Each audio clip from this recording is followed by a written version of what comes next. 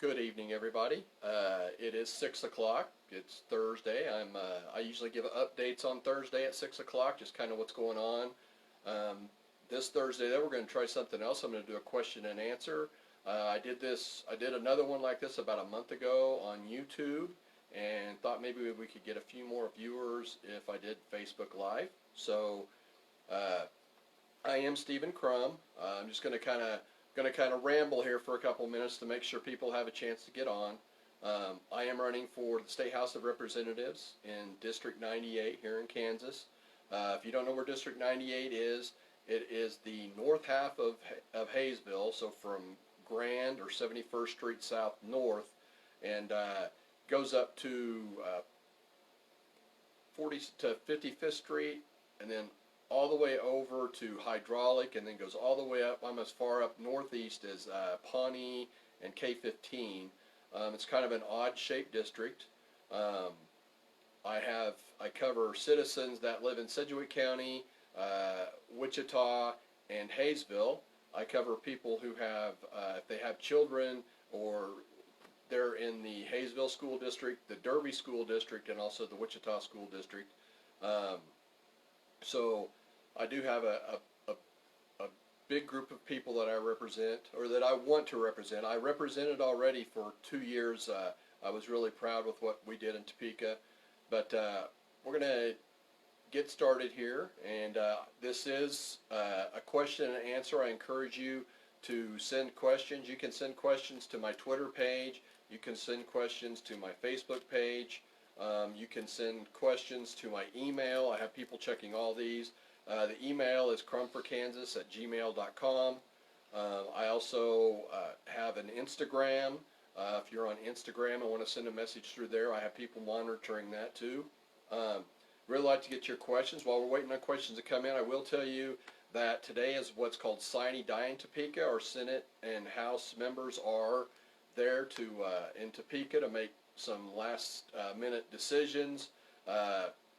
Unfortunately, it seems like things aren't going very smoothly today.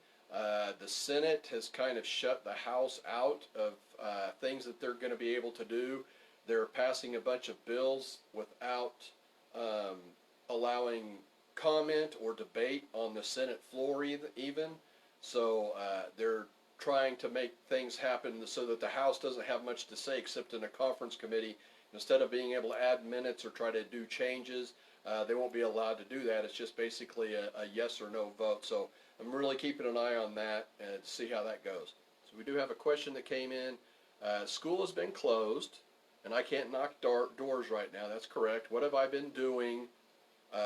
What have you been doing normally during COVID? Okay. For those of you who don't know, I am a school teacher here in Hayesville. Since spring break, basically, when everything kind of started to shut down, I have continued to collaborate with I'm a computer teacher with the other computer teachers here in Hayesville to put out message boards that parents and students can look up, and it gives them activities to do if they would wish to.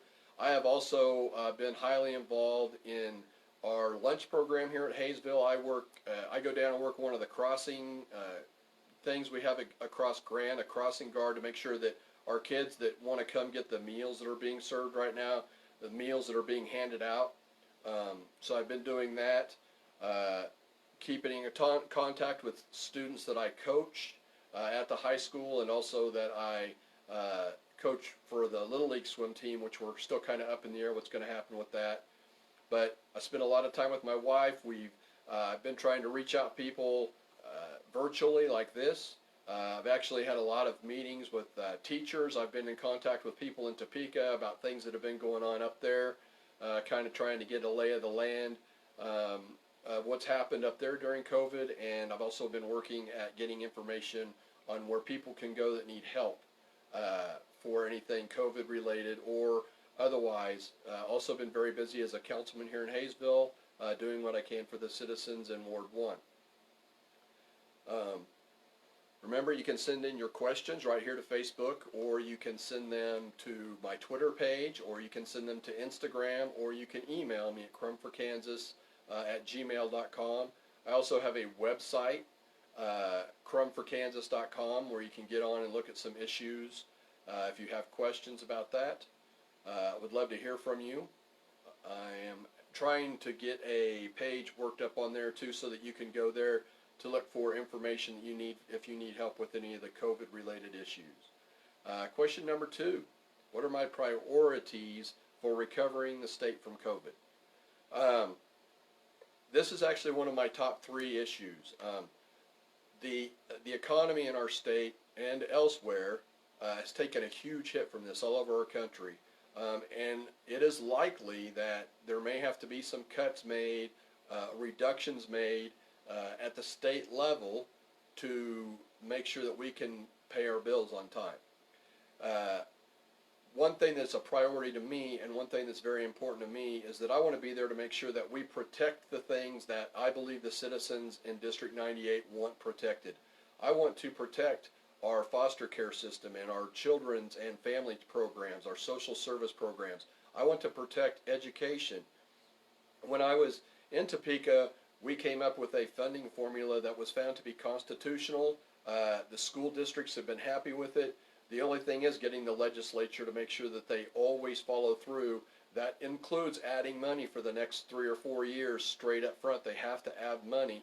We have to make sure that that money gets added. We need to make sure that the legislature keeps our funding at the constitutional level. Those will be my main things I want to focus on. I want to make sure that I protect our social service programs that help the people that need it the most in our community, and to make sure that education funding is protected.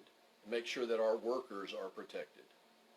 So that would be one of my top 3 priorities as well as Medicaid expansion is probably my number 1. The Senate voted down allowing that to be debated on the floor today. We have 130,000 Kansans that don't have access to health care, honestly, for political reasons, and that's all. There's not a good excuse for it. Expanding Medicaid has never been a political question to me. It's a moral question. We have people in this state that cannot get the health care they need, and that is not only un-Kansan, that is un-American. We need to make sure that these people can get health care and be taken care of. Next question. I just graduated from WSU. First off, congratulations. I can't find a job because nowhere is hiring. Do you have any advice? Well, I know that, I believe earlier this week there was a virtual job fair from a Wichita company that was putting out some things. All I can tell you right now is to put applications out, follow up on them, and as we come into where phase 2 is happening, and then June 1st, hopefully we'll have some more things open up, and then June 15th or 18th, I think there's another one. As the phases open, hopefully people are going to be able to start hiring, and the economy should bounce back. Do what you can now to lay a base. Use this time to research where you might want to work. Determine whether or not you really need to stay. If you want to stay, if you want to look local, if you want to look international or national, or what kind of field you have options right now. So use this time to look at those options and to really look at where you think you may want to go, and go ahead and turn in your resumes, turn in those applications, talk to people, reach out, try to network and get ideas of maybe somebody that works for a company right now. They may know that they're going to have an opening in a month, and they're just not advertising it yet. If you can network with people to find out information like that, and then you can go ahead and get your application in there and kind of be ahead of the game. So just don't give up, put out applications and network, and do the best you can. I wish you the best of luck. I have a daughter that's in the same situation that just graduated from college as well, and she's finding the same thing. So just keep working at it. Number 4, let's see. How do I feel about Kansas's plan to reopen? As far as what the governor has been doing so far, I'm comfortable with it, because the governor's not a doctor, and she understands that. She is taking her advice from medical experts, and I believe that's what we should be doing, because that's what they are. They're medical experts. If you have, if your car breaks down, you don't go to a veterinarian to ask them how to fix your car. You need to talk to people that understand how a situation can work. These medical people also understand past medical, how things were handled in the past with viruses and pandemics and things like this. So they've studied that. They understand how they work. And so I'm comfortable with how she's handling it. As you can tell, she's looking at it on a daily basis too. That's why there's been changes. We had one that backed up a little bit, and then it only backed up a little bit for about 5 days, and she adjusted some things. So I'm comfortable with the way we're trying to do it. I wish we could give people more of a heads up, but at the same time, if you give people more of it, even if you're trying to give people that heads up, you may have to change at the last minute. So I've been pretty happy with how it was done. I was glad the decision on schools was made as early as it was. It gave our district a chance to really, in Hayesville, gave the Hayesville district a real chance to buckle down, and all the districts in Kansas to develop a plan to get it rolled out as quickly as possible. So I hope the reopening goes smoothly. I hope people stay healthy, and I hope we don't see another spike in cases. And another question here. Will I vote to raise your taxes? Well, I'm going to vote and work very hard to try to make sure that food sales tax gets cut. Maybe not to zero, but at least cut. I'm going to work to try to make farmers markets, try to make those tax exempt altogether if you're looking at fresh produce and fresh things grown here in town. As far as raising your taxes individually, I don't know you. I would imagine that if you make over $500,000 or more a year, I might consider a tax increase for people that make that kind of money to help bail us out of this COVID situation. I am not going to look at trying to raise taxes of people who are living paycheck to paycheck, or people that manage to save $100 or $200 a month, people that make $70,000, $80,000 a year or less.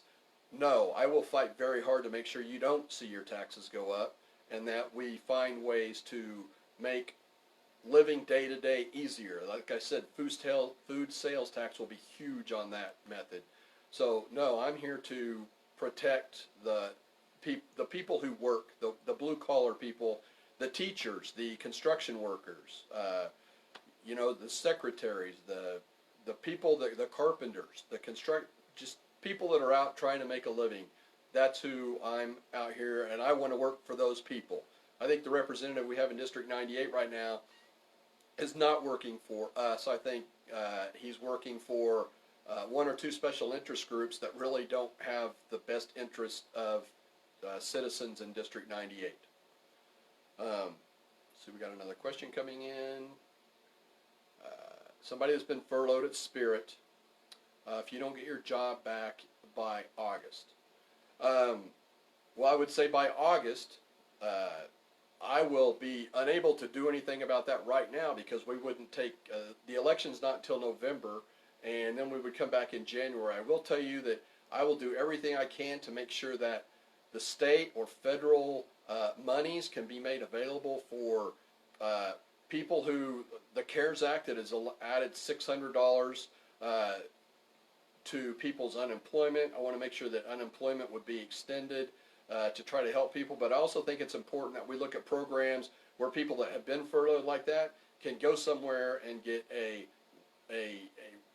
reasonable way to get trainings in other areas so that they can learn more job skills, and they would be a better employee at even different places.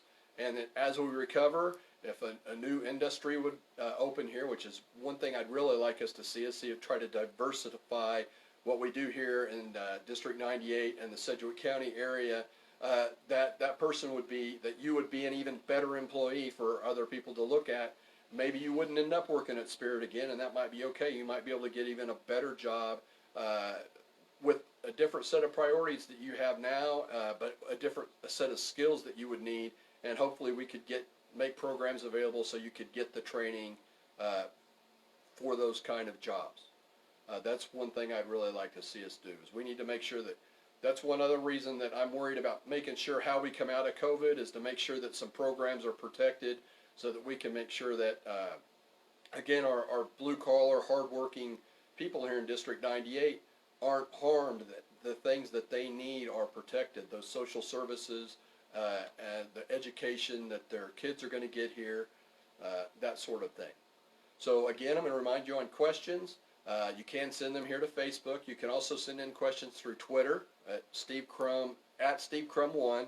You can send them on Instagram at the same thing, at Steve Crum1, or you can email them at crumforkansas@gmail.com. When is the primary, and can you have a sign? Yes, you can have a sign. I haven't started putting them out yet. The primary will be August 4th. And that will be here in District 98, of course. And I have plenty of signs. I will probably put the signs out about 3 weeks before the election.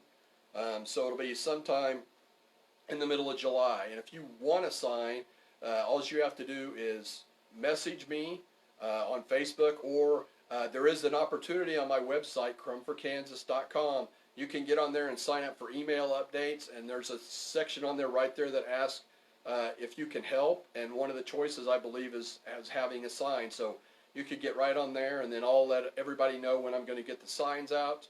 But yes, the primary is August the 4th, which is also the first Tuesday in August, which is also National Family Out Day, Family Night Out, where they usually have activities in a lot of communities. And you'll find me, if we have it again, in Hayesville at the night out activities at the swim pool. How will I help families? Well, that's kind of what I've been talking about, the areas that I want to protect. Are the safety nets that we have for families and for our children. And also for the people that are working paycheck to paycheck, that trying to get Medicaid expanded if you don't have health insurance. Just working hard to make sure that that when you put forth effort, you can be rewarded for it.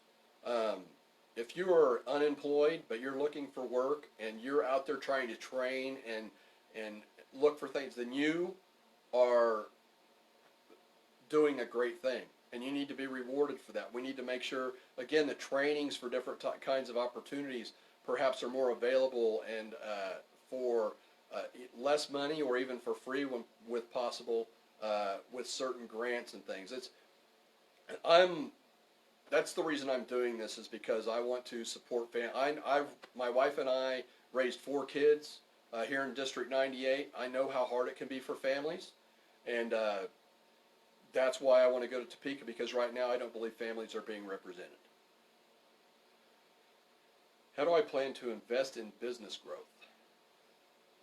This one can be kind of a tricky one. I will say that when I think of investing in a business at the level and locally, I think of local businesses. I don't think of large chain places. I think of local businesses that have 5 or 6 people working for them, and they're trying to grow that business to get 20 or 30 people working for them. I'm not saying that I don't care about large manufacturing or aircraft or anything. They're very important. They're great for our economy. But there's ups and downs with those things. Those companies tend to make millions or billions of dollars because they're sold on the stock exchange, and sometimes that does not filter down to the worker. It's great for the people who have stocks. It's great for the CEOs. It's not necessarily great for the workers. When you have a local business, I want to find ways to give them grants or very low loans that they can apply for, so that they can keep their businesses going, but also to grow their businesses. Before, when we had in Brownback's tax experiment, we had all LLCs were just tax exempt. That meant that an accountant that worked by themselves at their house didn't have to pay state income tax. That meant that people that had huge businesses but were an LLC, they didn't have to pay state income taxes on that. That's not what I'm after. I'm after those people that are really out there trying to grow their business, trying to give jobs to our local people, trying to make things better in our community. Those people need to be able to have grants and loans that they can get to stay afloat right now during COVID and as we recover, but also so that they can thrive once we're past this and everybody's trying to get back to more of a normal routine. And I think that's going to be very important. I'm much more considerate about local small businesses. The large corporations, if they do things right, there's no reason why their employees should suffer. But you have to find people at the top that aren't greedy to make sure that the workers that need the money can get it. My brother says he won't vote because it doesn't make a difference. Will you tell him he's wrong? Well, this is going to be my third run for District 98. Or is it my fourth? The first time I ran, I was beaten, and I lost by 123 votes. So 123 votes is not very many votes. When I won the next election, I won by almost 300 votes. That's more than 123. My last election I lost by 82 votes. So I probably know 82 people that didn't go vote, and if those 82 people would have went and vote and they would have voted for me, then I would have then I needed 83. I had to find one more person. Every single vote counts. Everybody in the Kansas State House and Kansas Senate is up for re-election this year. Every seat. And it is very, very important that you vote at your local level, at your local state level like this, because many of the elections are very, very close. Some elections, one vote is the difference. So it is very important that you vote and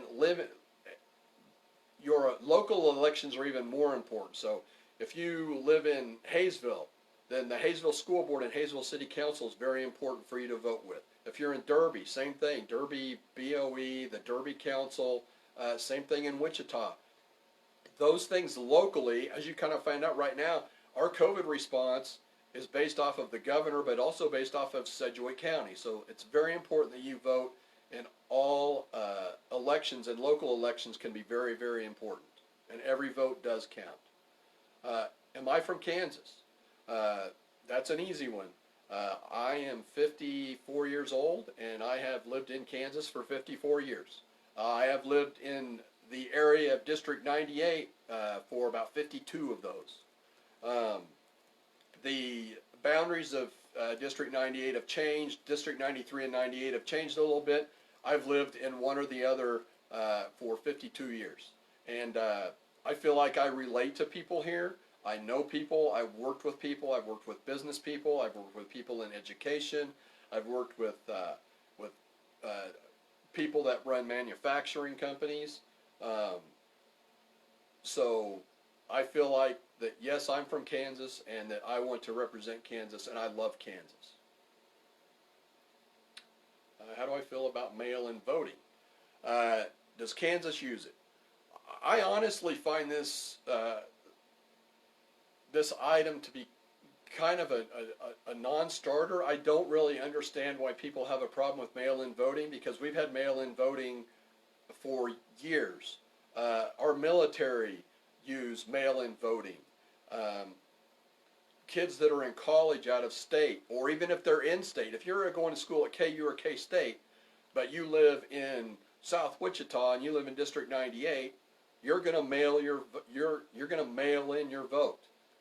Shut-ins, people that just can't get out, they are shut in due to health or other issues, they vote from home through the mail. So to me, it's a non-issue. People vote by mail. They've done it for years. There's never been any issues with it. I encourage people to vote by mail right now, especially with COVID still being out there and being an issue, and it probably will be in the primary, and there's a good chance it could still be an issue in November. People need to have that option, because if you've got somebody at home that has underlying conditions and there's just no way they would be able to survive COVID, you cannot risk going out to vote and coming home and bringing something to your household that could possibly kill somebody. So I'm all for mail-in voting. I've got 2 children that do it now. They've been doing it. Like I said, our military's been doing it for years. So I don't have a problem with it. We'll do a couple more here. If I'm elected, how will I stay accountable to the people in the district? When I was when I was represented in District 98, we have times where I came down. I had multiple town halls where I would be open at the Hayesville Library for people to come in and talk to me. I go to the Oak Lawn Improvement District. I go to their meetings to listen to any situations they may have. I also came back and I gave updates to the Hayesville School Board, the Derby School Board, and the Wichita School Board. I set those up myself. I didn't wait for the boards to reach out to me. I reached out to them so that I could give them an update. As I'm doing right now, I think I would continue to do weekly updates. I started doing this on Facebook Thursdays at 6 o'clock, kind of let people know what's going on, what's on my mind. I've talked about COVID stuff. I've talked about some of my policy issues. I would continue to do that, and I'm always available on email. My phone number would be out there, so you can always message me questions, and I will do my best to follow up and see if I can help you or answer questions, and do my best to let people know what was going on in Topeka. So we're going to do one or two more questions here. Actually, we'll probably do one more. See if we've got one coming in. I do want to thank my wife and my daughter who are helping me run this tonight. My daughter's running this from Massachusetts, actually. She's helping us run through the questions. It's a clarification. It sounded like when he said, my kids vote by mail, you know the military has been doing it for years. Loud. My kids have, the two kids that I have, actually this year will probably end up being 3 children I have that vote by mail. They are not in the military. One is on a work visa in Sweden right now, and 2 of them are in school on the East Coast. What I'd mentioned before is the military had also, they vote by mail and have done so for years. So just to clarify, I wasn't saying my children are in the military. I'm saying that they vote by mail. They vote by mail for different reasons, but military people also vote by mail and have for years, just like shut-ins are able to vote by mail. Okay, last one. Will I keep the factory safe? Actually, I know there's a bill out there. I'm going to guess this has to do more with like COVID than with OSHA. I am a firm believer that if somebody has a legitimate reason to not be able to work because of COVID-19, either because of their health or because of the health of somebody that they live with or care for, that there needs to be ways for that person to not have to go and be possibly exposed to COVID at work. We have to find programs. I know right now the federal government has a program that allows up to, I believe it's 80 days, and this runs until the end of December, to basically allow that. There's like 6 different things that would qualify you for that. I know as a teachers, because that would be one thing if a teacher had somebody, I know somebody whose husband has a lot of asthma problems, has lung issues anyway. She's very worried about being exposed and then taking it home.